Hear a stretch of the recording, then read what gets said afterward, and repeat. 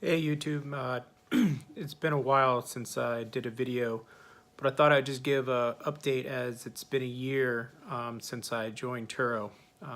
It was last year, right around November, end of November. Um, the, I had one car on there, my Audi 2013 Audi S5 was on there, and I did so well in the first month and a half. Um, Minimum incidents, so I put on my 2015 Q7 Sports Edition. It's a little bit different than the traditional Q7 and actually has the European body style for their Q7, which I believe is like a V8, which they don't obviously allow with emissions wise here in the US, but same body style, but just different engine. So I thought I'd just do a quick update, recap how things went, earnings, and then kind of the time that I put into it. I would say, out of the year, I probably was in maybe half, as I have three kids, both play travel soccer, vacation, work, all the other things in life that get in the way. So I would say 50% of the time I was actively on Turo. So I'll go through some of the numbers and some of the, I guess, stats on the car as well. So you guys have a good idea. If you have any questions, feel free to leave them in the comments below. But we'll go ahead and get this kicked off. All right, so here is a quick snapshot of my earnings. That way you guys still won't see that I'm making up the numbers. So it's roughly about 17,500 if I round up. That's actually with two cars. It says 3 on there. I had a third one listed, but it was never active. I have a 2015 M4 that I just put on there just to kind of have it on the standby, but never listed it. So this is the numbers for a full year for two cars. So the 2015 Q7 and the 2013 S5. You can see in January I did really well. You can see actually the decline in the months. April being a fairly bad month, then slowly, steadily starting to rise again. And then you can see the red there. The red is actually a missed opportunity. Unfortunately, the app had done an update, and when it did the update, it knocked me out of my username and password. So I wasn't notified that there was an actual person looking to rent my car at the time. And by the time I found it, it had already closed out because I had not got back in a sufficient amount of time. So loss of that, I think that was only like $100 and some odd dollars. Yeah, $150. So not a big deal on my side, but obviously bad for the Turo platform. I have all 5 stars. I get back to people as quickly as possible. So I'm pretty much 5-star all around. Kind of go into that as well. But and you can see, as I mentioned before, this is probably about 50% of my time. I was taking the cars off, for my vacationing, for my honeymoon, for my kids' soccer tournaments, for weddings, for family reunions, ski trips, pretty much anything that you guys normally would do on a daily. I always take my cars off. That way I'm not advertising a car that I can't deliver.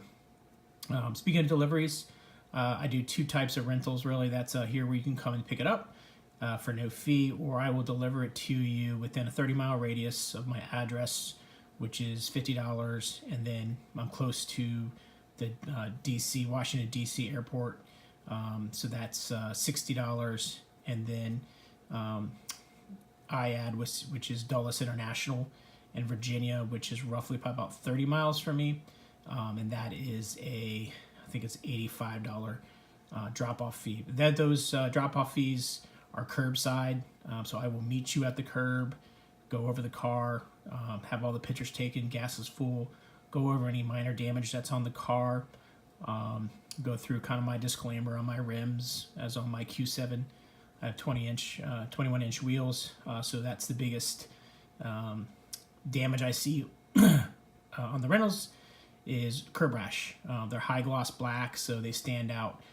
There's absolutely no way to get past me if there's curb rash. All my rentals have been awesome. Anyone that have done, has accidentally curbed it, always pointed out to me, and I work with them. I have done so many claims that I actually have a guy that gives me a break on getting it done. So it also helps my customers out, so they don't have to pay absurd amount to get the curb brass fixed and the rims back to their normal state. So this is just a quick snapshot. Like I said, 50% of the time, made a little bit over 17,000 in a full year. And next I'll just kind of go into my vehicles. All right, so the two vehicles, the third one on there, I mentioned the M4, it was never listed. But here you can see great listings here. So you can see that the Q7 was 29 trips and the S5 was 27. So obviously the Q7 being more popular than the S5. But then, it's kind of seasonal, right, guys?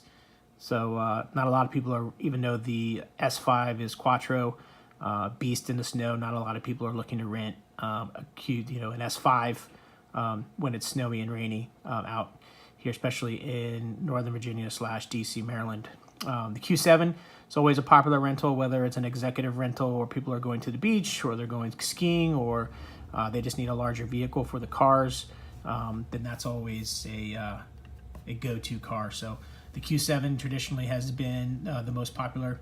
The S5 just really depends on the season. So as you can see here, pretty good details on how many trips that I've taken on each car, and of course the ratings, right? So my actual reviews, if you will, all 5 stars and so forth. So obviously reviews with getting business are important. I think with Turo kind of being newer platform, if you will, and not the traditional rental, then these reviews kind of stand out even more. So you can see my 5-star average rating is actually a 4.9. I think I took a ding when I didn't get back to when I missed that one rental due to the update on the app. I still take responsibility for that, as I should have been checking the app just to make sure that I was still logged in and hadn't missed any type of notification in the first place. But a lot of my rentals, they'll go through here and they'll list, kind of the service they received, their expectations that they were met, my communication, as well as most importantly, the cleanliness of the car. So that's one thing that I really take pride in, is how clean my car is, both inside and out. So you're not going to find candy wrappers. You're not going to find, my personal items in the car. Glove box is pretty clean. All it has in there is Kleenex and the emergency numbers for Turo, roadside assistance, and if they had to file a claim. A lot of the rentals too, a lot of my business have been repeat business, right? So a lot of people have come back, whether they're in the area or where they have family in the area and they come back periodically for different trips. But a lot of my customers are repeat customers. So once they're in, they really understand kind of the value of the vehicle, the maintenance of the vehicle. That's another big thing. My cars are all serviced regularly at the dealership or by myself. So oil, tire, brakes, all the way to windshield wiper fluid, anything differential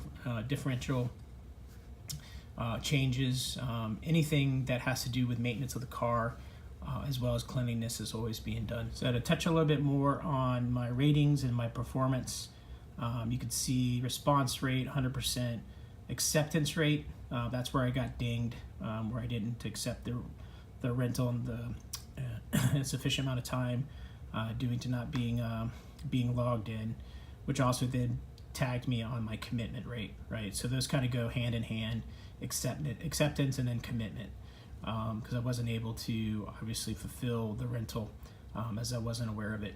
But overall, a 4.90 on performance. One of the questions that I get a lot is, how do you get started in Turo? What are some of the pros and cons? The pros, I think, outweigh the cons. I think the biggest con you'll ever run into is just a dishonest renter, or someone that does damage to the car. Like I said, a lot of times when there was damage done to the car, I was notified. They personally either email, text me, or when I was picking the car up, they walked me through what happened, apologized. A lot of people, minimum damage, they probably, what have we just settled out of pocket, right? Notified Turo, and Turo has the option where if you want to just settle with the customer personally, you can choose that, or if you want to go through their claims process, which can be fairly long and a lot of detail. If you're ever wondering about how to file a claim, let me know. I can walk you through that.